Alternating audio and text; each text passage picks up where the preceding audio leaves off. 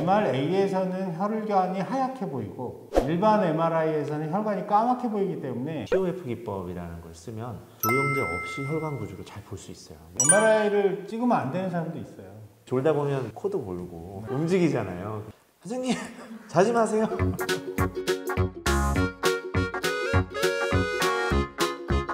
안녕하세요. 의사들의 점심시간입니다. 네, 안녕하세요. MRI라는 게 그런 거잖아요. 자기공명, 원리나 이런 거는 어렵고 아주 센 자기장을 이용해서 사진을 찍는 건데 MRA라는 건 맨 마지막에 붙은 A자가 엔지오그래피라는 소리예요. 엔지오그래피라는 게 뭐냐면 혈관 조영술이라는 소리고 이게 MRI, MRA가 나눠져 있는 대표적으로 이제 머리인데 뇌 MRI, 뇌 MRA 뭐 이렇게 얘기하는 건데 뇌 덩어리 잘 보게 찍는 걸 MRI라고 그러고 혈관을 잘 볼 수 있게 찍는 거를 MRA라고 그래요. 그럼 두 개를 왜 달리 찍냐? 왜 그러냐면 혈관은 일반 MRI에서 보면은 잘 안 보여요.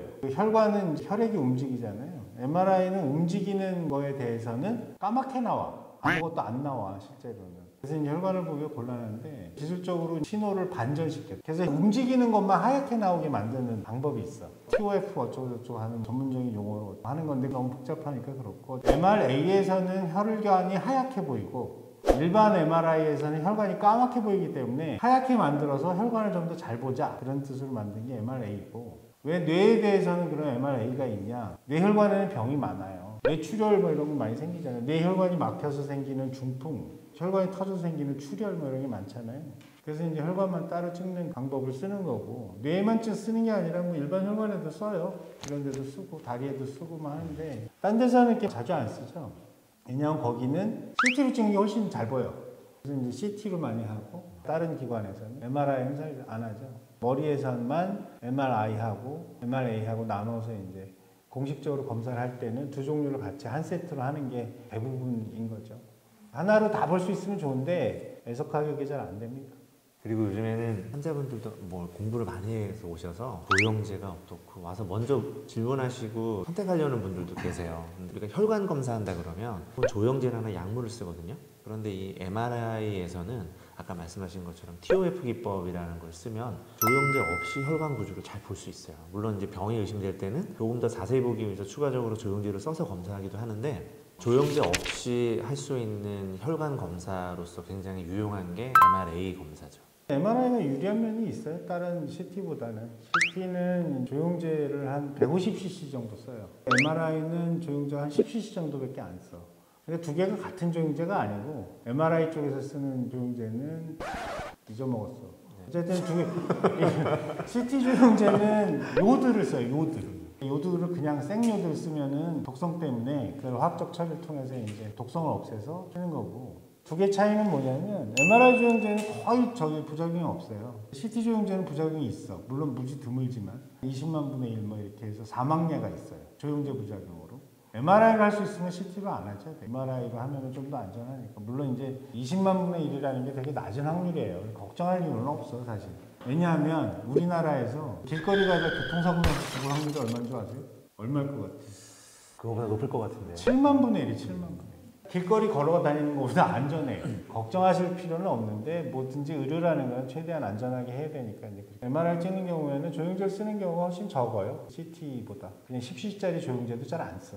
꼭 필요한 경우에만 쓰니까 MRI가 CT보다는 좀 더 안전한 검사라고 할 수 있죠. 근데 그러면 다 MRI 찍으면 되죠. 왜 CT 찍냐? MRI로 잘 보이는 게 있고 CT로 잘 보이는 게 따로 있어요. 장기마다 이제 CT를 찍는 경우도 있고 MRI 찍는 경우도 두 개 다 찍는 경우도 있고 뭐 그렇죠. MRI는 또 촬영 시간이 길어요. 촬영을 1시간쯤 하잖아요. CT는 촬영 시간이 요새는 기계가 너무 빨라져가지고 실제로 기계가 찍는 시간은 몇십 초? 네.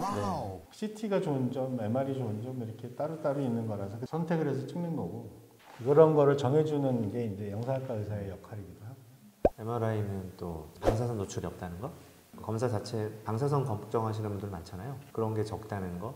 어려운 거는 검사 시간이 길고 굉장히 큰 소리가 나면서 CT보다는 좀 더 갇힌 공간 안에서 검사하거든요. 세대공포증 있는 분들은 검사 좀 힘들어 하시는 분들이 있어서 안정제 사용해서 잠들게 하고 검사하는 경우도 있고 MRI가 자장을 이용하는 거잖아요. 굉장히 힘이 센 자석이 들어있거든요 안에. 그래서 뭐 휠체어 같은 게 휙 날아가서 붙을 수 있는 정도?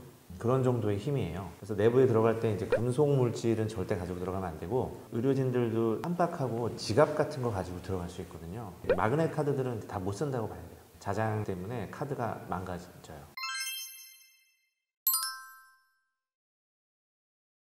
영향을 많이 받아요. 특히 이제 보철 뭐 이런 거 하면 이 부분 찍으면 사진이 망가져요.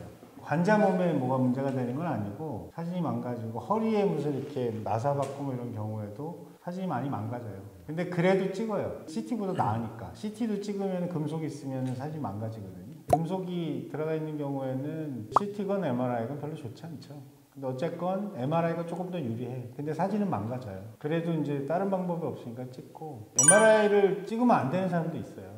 페이스메이커라고 심장을 계속해서 뛰게 만들려고 하는 페이스메이커라는 게 있거든요. 몸에다 넣어요. 팔 속에다 파묻어. MRI 지금 망가져요. 그 기계가.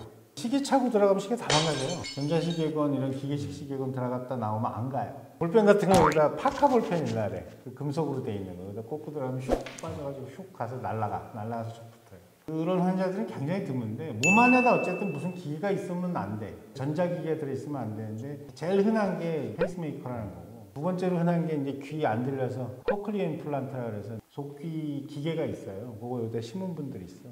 코클리어 임플란트 있는 분들도 안 되고 신경 자극기라 그래서 통증 조절 목적으로 이제 허리에다 이제 무슨 기계 심는 경우가 있거든요. 몸 안에 전기로 움직이는 기계가 들어가면 그분은 MRI 찍으면 기계가 망가져요. 망가지면 슬프잖아요. 다시 해야 되잖아요. 페이스메이커 심각해. 페이스메이커에 의존하는 분들은 페이스메이커가 없으면 심장이 잘 안 뛰기 때문에 큰일 나요. 그래서 그건 미리 이제 체크를 해. 몸 안에 다른 기계 들어가 있는 거 있나요? 이런 거. 인슐린 펌프 같은 거 갖고 계신 분들도 인슐린 펌프 차고 들어가면 인슐린 펌프 망가져요. 기계는 무조건 안 돼. 우리 MRI 들어갈 때도 다 꺼내놓고 가요. 시계도 고장나고 뭐 핸드폰 다 고장. 아까 마그네틱 카드 같은 거 그런 건 다 지워지고 뭐 그래요. 마지막에 이제 뭐 MRI 찍에서 곤란한 거는 아까 얘기했던 이제 폐쇄공포증. 폐쇄공포증이 있으면 이제 패닉어택이라 그래서 뭐 당장공포증, 개인공포증 뭐 이런 그런 발작이 생겨요. 못 견뎌요. 그런 경우에는 수면 MRI를 해요. 잠을 자면서 하는 MRI를 하고 기피 사유라고 할 수는 없지만 미리 얘기를 해주는 게 좋겠죠. MRI 찍다 말고 우와 뭐 이렇게 생겼어. 그러면 이제 검사하는 사람도 검사 받는 사람도 힘드니까. 실제로 MRI 찍으면 아내가 되게 시끄러워요. 그래서 귀마개를 주거나 고급 MRI는 음악도 틀어주는 것도 있어요. MRI 장비 안에서도 안 고장나는 헤드폰이 있어요. 한 1,500만 원 해요.